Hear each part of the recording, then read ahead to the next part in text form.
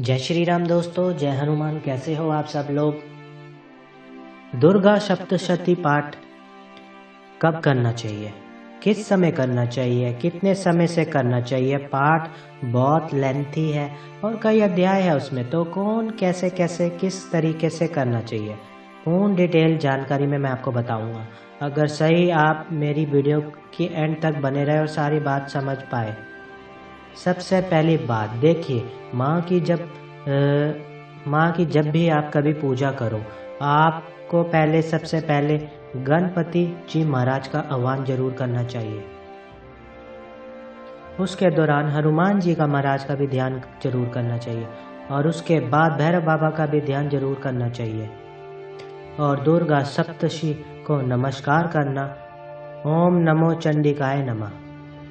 तो इस प्रकार से अपने पाठ को आपने प्रारंभ करना है। माना जाता है कि जिसके घर में दुर्गा सप्तशी का पाठ होता है वहाँ पर सभी देवी देवताओं की कृपा अपने आप प्राप्त होने लग जाती है, क्योंकि माँ के प्रथम सेनापति तो हनुमान जी है और गणपति जी महाराज है। और आपने देखा भी था कि गणपति जी महाराज ने भगवान शिव से हट करके जब उन्होंने अंदर नहीं जाने दिया तो तुरंत अपने शीश का भी दान दे दिया था, और हनुमान जी ने अगर कोई वचन दे दिया तो वो टूटने नहीं देते थे। तो शक्तियाँ जो है ना वो अपने आप ऑटोमेटिकली करने लग जाती हैं जिस घर के अंदर दुर्गा सप्तशी पाठ होता है। और अगर कोई तंत्र की क्रिया अगर आपके परिवार पर करता है तो भैरव बाबा आपकी रक्षा करते हैं, क्योंकि महादेव की है ये दोनों संतान, एक बलि भैरव तो एक हनुमान, और पंचरूपी गणपति कामाख्या देवी में भी विराजमान है। आपको पता है। तो इसी प्रकार से अगर घर के अंदर दुर्गा सप्तशी का पाठ नियमित रूप से किया जाए तो आपके घर में माँ दुर्गा की कृपा प्राप्त होने लग जाती है। आपके कुल शेष देवी की तरंगे आपके शरीर पर आने लग जाती है। आपके घर के अंदर एक ऊर्जा जैसा मोल खड़ा हो जाता है। कैसा होगा वो मोल, वो समझ लीजिए। जब भी आप दुर्गा सप्तशी का पाठ कीजिए तो संध्याकालीन प्रारंभ कीजिए। एक समय ऐसा रख लीजिए कि 6 बजे से लेकर 8 बजे के बीच में, जब 6 बजे से लेकर 8 बजे के बीच में जब दोनों शक्तियों का मिलन हो, तो इस वक्त क्या होता है कि राहु और शनि का मिलन हो रहा होता है। और राहु जो आपको पता है नीला अंबर हो जाता है और सूर्य अस्त हो जाता है और शनि प्रवेश करता है आपके ऊपर। उस वक्त अगर कोई भी तंत्र क्रिया, प्रतिक्रिया, उचित क्रिया, महारन, उच्चारण, कोई भी चंड क्रिया, कुछ भी ऐसा अगर आपके ऊपर किया जाता है तो माँ चंडी की आपकी रक्षा करती है, माँ चामुंडा आपकी रक्षा करती है, क्योंकि दुर्गा सप्तशी के अंदर एक ऐसी ऊर्जा विद्वान है जब जिसके घर में इस पाठ का उत्पन्न हो जाता है, पाठ के शब्द उत्पन्न हो जाते हैं, वहाँ पर उच्चारण होने लग जाते हैं इस पाठ का, वहाँ पर देवी देवताओं और बाबा की कृपा वास करने लग जाती है, वो भी परमानेंट। आपके परिवार के ऊपर जो है, आपके ऊपर जो है, दोनों हाथों से माँ की छत्र छाया के अंदर आ जाते हैं।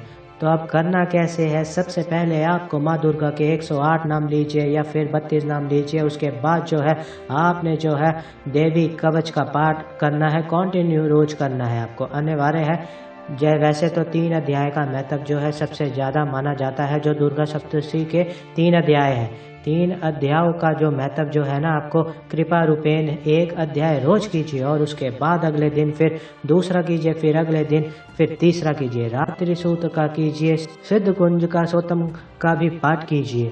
अगर आप इस प्रकार के पाठ अगर करते हो नित्य नियम बना के, आपके ऊपर देवता की तरंगे आएंगी और माँ दुर्गा की कृपा भी आएगी। जब पाठ पूर्ण हो जाए तो भोग लगाना है तो कंटिन्यू, अगर रोज का भोग लगाना चाहते हो तो मिश्री का भोग लगाइए। अगले दिन जब आप भोग लगाना चाहते हो, ये आपके ऊपर है, नियम बनाना आपके ऊपर है, इसे चलाना आपके ऊपर है। और अगर आप इन नियमों को ध्वस्त करते हो तो उसका जो भी कार्य है, जो भी फल है, वो भी आपको ही प्राप्त होगा, क्योंकि माँ ने स्वयं आपको आपके ये नहीं कहा कि आप इस प्रकार का नियम बना के मुझसे पाठ कीजिए। अगर आप मेरा पाठ कीजिए, अगर सरल रूप से भी आप माँ चंडी का पाठ करते हो तो भी माँ को स्वीकार होता है। लेकिन अगर नियम बनाकर अगर आप रोजाना पाठ करते हो तो उस वक्त शक्तियाँ, जिस प्रकार से जब हम मुसीबत में होते हैं तो अपने देवता का आह्वान करते हैं, जिस प्रकार से जब देवता आप रोजाना जब पाठ सुनाते हो तो तब शक्तियाँ उस घर में तरंगे जो माँ की यक्षिणियाँ आकर पाठ को सुनती है तो वो भी आपका इंतजार करती है। नियम बनाना भी आपके ऊपर है, उसे तोड़ना भी आपके ऊपर है। अगर तोड़ते हो तो दंड के पात्र भी आप ही बनते हो। इसी प्रकार से ऐसा नियम बनाइए जो आपकी गृहस्थी के अनुसार हो। अब ये संध्याकालीन हो गया और संध्याकालीन का पाठ मिला। अगर आपके पास संध्याकालीन समय नहीं है तो आप सुबह के समय भी दुर्गा सप्तशती का पाठ कर सकते हो। और दुर्गा सप्तशती का पाठ करने के लिए ये नहीं है कि आपने कुछ खाया नहीं है, पिया नहीं है। मैंने जैसे बताया कि नियम आपने बनाने हैं, और नियम आपने बनाने हैं तामसिक चीज़ों का सेवन मत कीजिए। जो भी माँ दुर्गा का पाठ करते हैं, तामसिक चीज़ें जैसे कि लहसुन प्याज, समझ गए, इस प्रकार का सेवन नहीं करना चाहिए ऐसे भगत को। लेकिन अगर आप सामाजिक प्राणी हो या हर जगह क्षेत्र में आप का काम धंधे वाले हो या बिजनेस वाले हो तो ये आपके ऊपर में है। आपको अनुमति लीजिए माँ से अनुमति लीजिए, माँ से माफ़ी मांगिए कि हे मातेश्वरी, पूजा के दौरान ऐसा कोई सेवन नहीं करूँगा, लेकिन जब पूजा कर लूँगा तो उसके बाद समाज के दौरान रहना पड़ता है तो कच्चा नहीं खाऊंगा। जैसा आप आदेश दो। तो माँ से प्रार्थना करके कोई भी चीज़ अगर प्रार्थना करके देवी देवताओं के आगे से हम कहते हैं कि तो आपकी समस्या को समझते हैं, और वो ऐसे ही क्या पता आपके जीवन में कार्य कर दे कि आपका जीवन ही बदल दे, आपके जीवन में अलग ही राह पर लगा दे। अब मैं ऐसे कि मैं हार्डवेयर सॉफ्टवेयर इंजीनियर हूँ, तो मैं जैसे पहले बच्चे पढ़ाता था, कहीं भी आता जाता था, तो मेरा जीवन ऐसा बना दिया माँ ने और बाबा ने कि भक्ति पूजा पाठ के अलावा मुझे कुछ दिखता ही नहीं है। तो ये तो आपके ऊपर निर्भर करता है आप कितनी पूजा पाठ अपने देवताओं की कर रहे हो। आप जब भी आप पूजा पाठ करते हो, नियम सबसे बड़े होते हैं जो स्वयं आप जिनको बनाते हो। सूर्य को अर्घ जो व्यक्ति देता है वो कभी भी अपने नियम को ध्वस्त नहीं करता है, क्योंकि अधिकतर सूर्य कमजोर होने के कारण आपकी आत्मा कमजोर पड़ जाती है और देवता की भक्ति पूजा पाठ करने में। तो सूर्य को अर्घ जरूर देना चाहिए हमेशा। तो सूर्य को अर्घ देना, क्योंकि सूर्य पंच देवताओं में भी गिने जाते हैं, स्वयं नारायण है। तो इसलिए अगर आप नियम बनाकर इस प्रकार की पूजा पाठ करते हो, माँ दुर्गा सप्तशती का पाठ करते हो, या पाठ आपके तेजस्वी बना सकता है, ये पाठ आपको यशस्वी बना सकता है, ये पाठ आपको राजनीति दिला सकता है, ये पाठ नहीं, स्वयं ये समझ लेना कि प्राकृतिक रूप की शक्ति है जो आपके शरीर में वास कर गई, तो आप एक अलग ही दुनिया में पहुंच जाओगे और आपका लेवल अलग हो जाएगा, आपका व्यक्तित्व अलग हो जाएगा, आपके चेहरे पर एक अलग निखार हो जाएगा। माना जाता है जो माँ की भक्ति करता है मरण उपरांत भी उनके लोक को प्राप्त होता है। जो बाबा की भक्ति करता है मरण उपरांत ही उनके लोक को प्राप्त होता है।